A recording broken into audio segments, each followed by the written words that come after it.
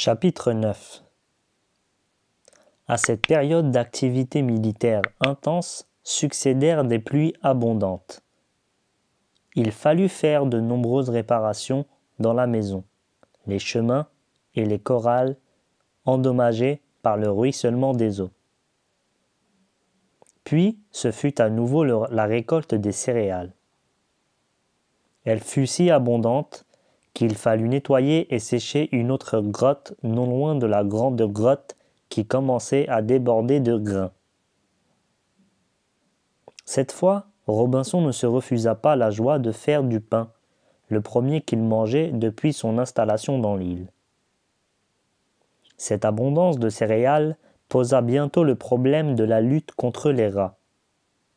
Les rongeurs, en effet, paraissaient se multiplier, d'autant que les provisions qui pouvaient de les nourrir augmentaient elles-mêmes et, puisque Robinson avait l'intention d'entasser récolte sur récolte, aussi longtemps qu'il en aurait la force, il fallait sévir contre les rongeurs.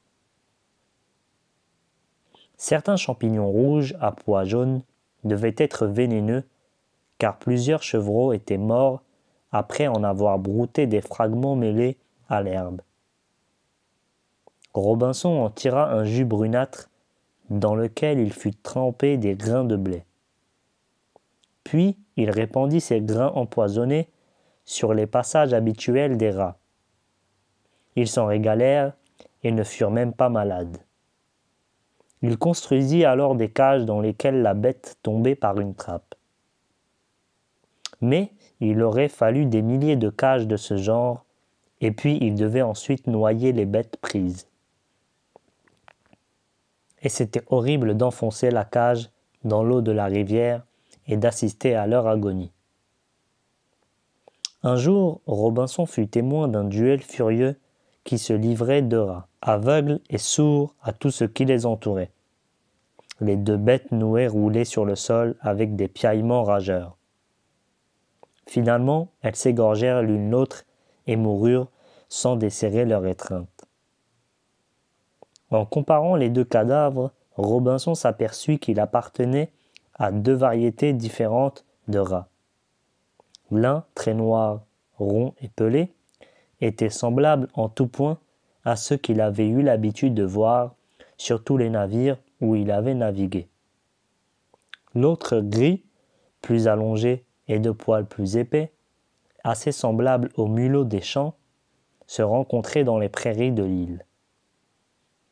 Robinson comprit bientôt que la première espèce provenait de l'épave de la Virginie et avait proliféré grâce aux réserves de céréales, tandis que l'autre espèce avait toujours vécu dans l'île.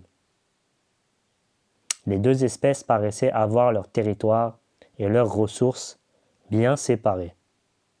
Robinson s'en aperçut en lâchant un soir dans la prairie un rat noir qu'il venait de capturer dans la grotte. Longtemps les herbes frémissantes indiquèrent seules qu'une chasse sans pitié était en train de se dérouler. Puis ce fut le sable au pied d'une dune que Robinson vit jaillir à quelque distance. Quand il arriva, il ne restait du rat noir que des touffes de poils et des lambeaux de chair. Alors qu'il répandit de sacs de grains dans la prairie, après en avoir semé une mince traînée, depuis la grotte jusque-là. Ce lourd sacrifice risquait d'être inutile. Il ne le fut pas. Dès la tombée de la nuit, les Noirs vinrent en foule récupérer le grain qu'ils considéraient sans doute comme leur propriété. Les Gris se réunirent pour repousser cette soudaine invasion. La bataille éclata. Sur toute la prairie, une tempête paraissait soulever des petits jets de sable. Les couples de lutteurs roulaient comme des boulets vivants, tandis qu'un énorme piaillement montait du sol. L'issue du combat était prévisible. Un animal qui se bat sur le territoire de son adversaire est presque toujours vaincu. Ce jour-là, tous les rats noirs périrent.